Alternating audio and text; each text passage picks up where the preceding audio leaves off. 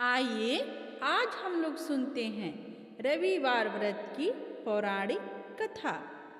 कथा के अनुसार प्राचीन काल में एक बुढ़िया रहती थी।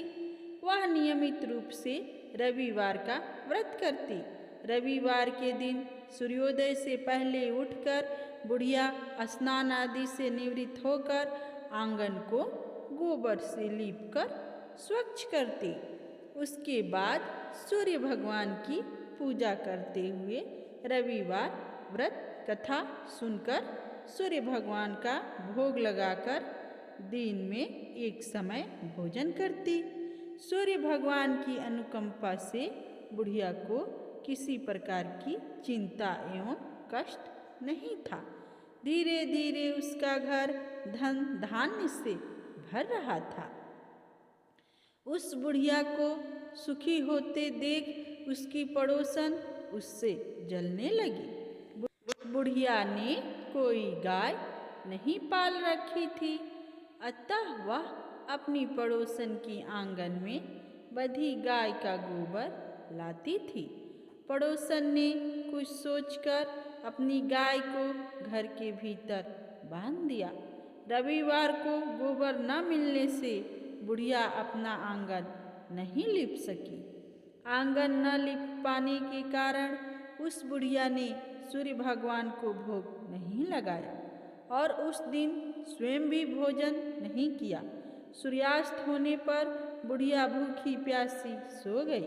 प्रातःकाल सूर्योदय से पूर्व उस बुढ़िया की आंख खुली तो वह अपने घर के आंगन में सुंदर गाय और बछड़ी को देखकर हैरान हो गई। गाय को आंगन में बांधकर उसने जल्दी से उसे चारा लाकर खिलाया। पड़ोसन ने उस बुढ़िया के आंगन में बंधी गाय सुंदर गाय और बछड़ी को देखा तो वह उससे और अधिक जलने लगी। तभी गाय ने सोने का गोबर किया। गोबर को देखते ही पड़ोसन की आंखें फट गई। पड़ोसन ने उस बुढ़िया को आस-पास न पाकर तुरंत उस गोबर को उठाया और अपने घर ले गई तथा अपनी गाय का गोबर वहां रख गई। सोने के गोबर से पड़ोसन कुछ ही दिनों में धनवान हो गई। गाय प्रतिदिन सूर्योदय से पूर्व सोने का गोबर किया करती थी और बुढ़िया के उठने से पहले पड़ोसन उस गोबर को उठाकर ले जाती थी। बहुत दिनों तक बुढ़िया को सोने के गोबर के बारे में कुछ पता ही नहीं चला। बुढ़िया पहले की तरह रविवार को भगवान सूर्योदय का व्रत करती रही और कथा सुनती रही। लेकिन सूर्य भगवान को जब पड़ोसन की चालाकी का पता चला तो उन्होंने तेज आंधी चलाई। आंधी का प्रकोप देखकर बुढ़िया ने गाय को घर के भीतर बांध दिया।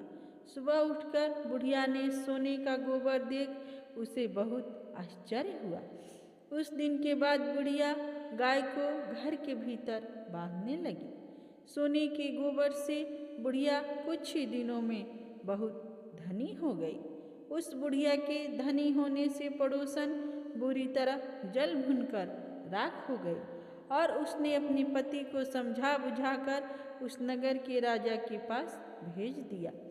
सुंदर गाय को देखकर राजा बहुत खुश हुआ। सुबह जब राजा ने सोने का गोबर देखा तो उसके आश्चर्य का ठिकाना न रहा। उधर सूर्य भगवान को भूखी प्यासी बुढ़िया को इस तरह प्रार्थना करते देख उस पर बहुत करुणा आई।